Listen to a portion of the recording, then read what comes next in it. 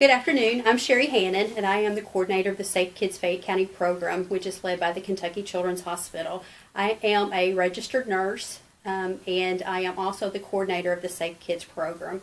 I have been doing this for about 17 years and been a nurse for nearly 30, so I've had a lot of experience on both ends of the prevention spectrum and then as far as treating those pediatric patients who have went through some sort of trauma. Safe Kids is a program that has to do with childhood injury prevention, so it's a lot of education and awareness about what we all can do to make kids safer. Today's topic has to do with summer safety. We just celebrated the Memorial Day holiday, which is for most of us kind of the kickoff for the summer season. School is out and the kids have a lot of time on their hands. In the healthcare world, we call this the trauma season. They have all day long to kind of get into things. They're doing more things. They're more active, therefore have more potential to get hurt or injured. So we're just going to pick a few safety topics that have to do with summer safety activities. First one is outdoor play.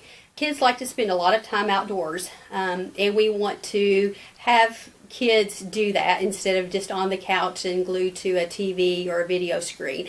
Outside is great, but with the temperatures creeping up, getting hotter, we want kids to know if they are actively playing that they need to come in and take rest breaks, that they need to cool off, they need to drink a lot to stay hydrated, because heat stroke is a particular serious consequences for kids that stay outside all day. A lot of summer camps, they keep kids outside, so we want to make sure if you're a parent that you talk to those camp directors to make sure the kids have adequate shade and time to cool off so that they don't get hot. Know the signs and symptoms of heat stroke, where the kids don't sweat, their skin is red and hot, they become nauseated, confused, and disoriented, because those are medical emergencies. As we talk about being outside, one of the main outside activities that we have going on is the summer swim season. For very young children and any kid of any age actually to be adequately supervised. That means somebody is actually a child watcher, that somebody's only duty is to be watching the child. And when we talk about supervision, that's no distractions. You're not trying to read a book or take a cat nap or those types of things, that you've got eyes on kids. And very young kids, you want to make sure that you're within an arm's reach.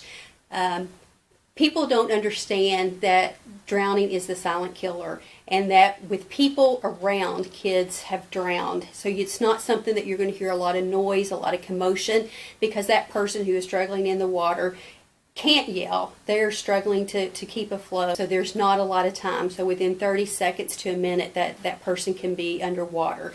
So we need to make sure that when we are particularly around bodies of water with young kids, that one, that we have adequate supervision, that we enforce those rules of kids never being able to swim alone and a parent within arm's reach.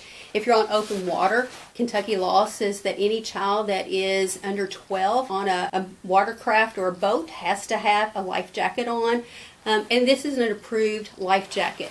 These types of things that are just blow-up devices, swimming rings, pool floats, those aren't life-saving devices. We can't be fooled into thinking if our kids are using these or have them in the pool that if we walk away to go, check on supper or something, that those kids are going to be adequately protected, because they just are not life-saving devices. So we want to make sure that kids have life jackets on. We want to make sure that if they're in the pool, that these things aren't considered life-saving devices.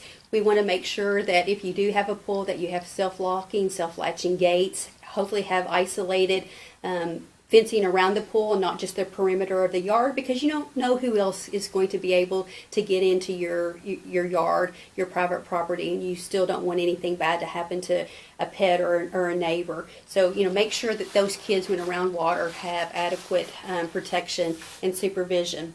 Last tip in regards to safe swimming is that we always want to encourage parents to put their kids in swim lessons. But just because we put kids in swim lessons because we think that they're strong swimmers does not make them drown proof. So even those kids that are good swimmers, things can still happen in and around water, and we want to make sure that there's always an adult nearby watching and can be ready to respond. And then make sure that there are people within your family that know CPR. Everybody knows how to call 911, get emergency help if they need it. So another big consideration we have to take into account in summer is when we're traveling in the car. We want everybody in the car to be buckled up every ride, every time. Young children need to be properly restrained in the appropriate child safety seat, hopefully checked by a technician before you set out. And then the booster size kids still in their booster seats, and the teens and any adult are buckled up with the lap shoulder belt in the vehicle. Kentucky does have child occupant protection laws. We want everybody in the car to be buckled up. So make sure that that is something that's enforced, whether your kids are with you or they're going out with a babysitter or other family members. Sometimes we think if it's a short distance or we're just going from point A to point B in a parking lot or something that we don't have to buckle up, but we really should each and every time, especially when it comes to those kids, because an accident can happen in a blink, and so we want to make sure they have adequate protection of being buckled up.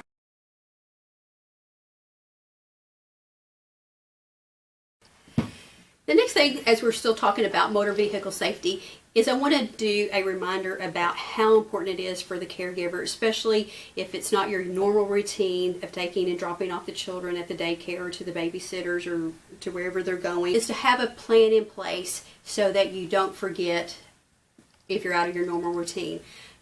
Safe Kids says to do something like put your purse, your lunch, your laptop, something in the back seat that will prompt you to remember to look in the back seat. You know, lots of times we're just in a hurry, we forget, we're on autopilot, and that has happened to all of us. We can't assume that we would never do that, that would never happen to us, because it has happened to those same people, and that's their story. So, you know, have something in place, a reminder that will make you see the child. Babies sleep a lot when they get in the car, so they're quiet. You may not hear them.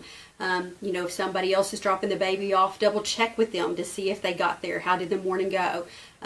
Have a policy in place with your child care provider. If they don't show up and they weren't told that the child wasn't coming to daycare that particular day, have the daycare call mom or dad and check and say, you know, where's the baby? We haven't seen the baby. Some of those little reminders will trigger, hopefully, somebody remembering before it's too late. So never leave your child alone, even for a minute.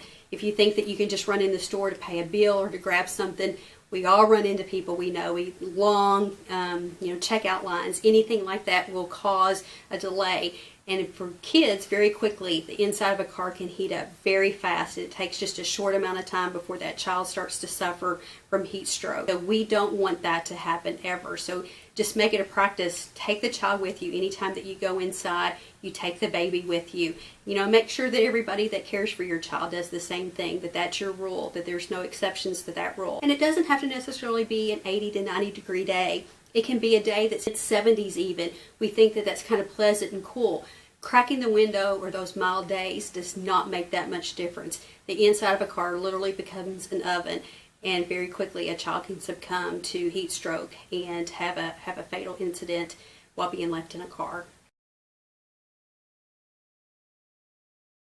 Last thing I want to say about vehicles is lock our cars, put our keys away. You know, we have those older kids who are just curious about cars, and you know, they may play or want to do hide and seek, any of those types of things, and get themselves in the car and can't get themselves out. So just make sure, a habit, put your keys up, make sure your vehicle's locked so your kids or the neighborhood kids can't get in your car and mistakenly, you know, get trapped in the car or the trunk. We want to make sure that, you know, we think about all the kids all the time.